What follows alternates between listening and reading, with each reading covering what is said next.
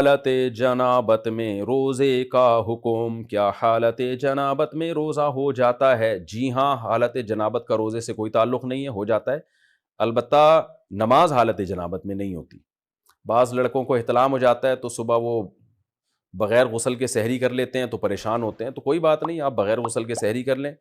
اور پھر نماز سے پہلے آپ غسل کر لیں۔ مشکات میں 2001 اما عائشہ رضی اللہ تعالیٰ عنہ کہتی ہیں کہ آپ صلی اللہ علیہ وآلہ وسلم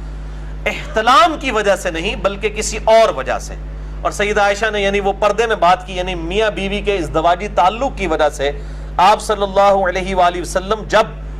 طلوع فجر اس حال میں کرتے کہ آپ جنوبی ہوتے، یعنی آپ پر غسل فرض ہوتا۔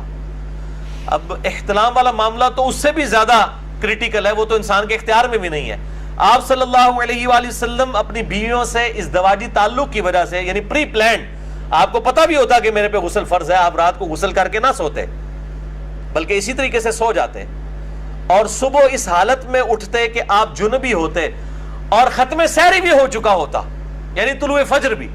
یعنی آپ نے سحری بھی نہیں کی ہے اور غسل بھی نہیں اتارا ہوا، تو آپ صلی اللہ علیہ وسلم اسی حال میں روزہ رکھ لیا کرتے ہیں۔ یعنی روزہ رکھنے کے لیے جنبی شخص کا غسل اتارنا ضروری نہیں ہے،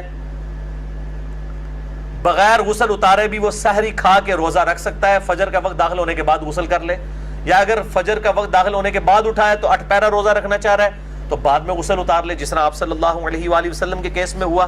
روزے کے لیے پاک ہونا کوئی شرط نہیں ہے، لہذا اگر کوئی ناپاکی کی حالت میں ہے، مثلا بے وضو ہے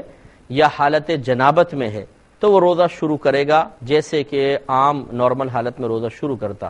ہاں، حیض و نفاس کی ناپاکی کیسی ناپاکی ہے کہ بہرحال اس کی وجہ سے تو روزہ معاف کر دیا گیا ہے، یعنی روزہ چھوڑنا معاف کر دیا گیا ہے، بعد میں قضا کرنی ہوگی، لیکن ہماری ناپاکی سے مراد ہے یہاں پر بے وضو پن اور حالت جنابت۔ تو لہذا اگر حالت جنابت طاری ہے، ٹائم بہت کم ہے، سحری کر لیں یا غسل کر لیں، تو پھر بہتر یہ ہے کہ غسل کے چونکہ 3 فرض ہوتے ہیں، غرغرہ کرنا، ناک میں پانی چڑھانا اور سر کے بالوں سے لے کر پاؤں کے ناخن تک پورے بدن پر سے کم از کم 1 بار پانی کا بہانا، تو پہلے 2 فرض سحری ختم ہونے سے پہلے پورا کر لیں، کیونکہ روزہ دار ہو جانے کے بعد پھر غرغرہ کرنا، ناک میں پانی چڑھانا تھوڑا سا مشکل ہو جائے گا، تو لہٰذا یہ 2 فرض پورے کر لیں، سحری کھائیں۔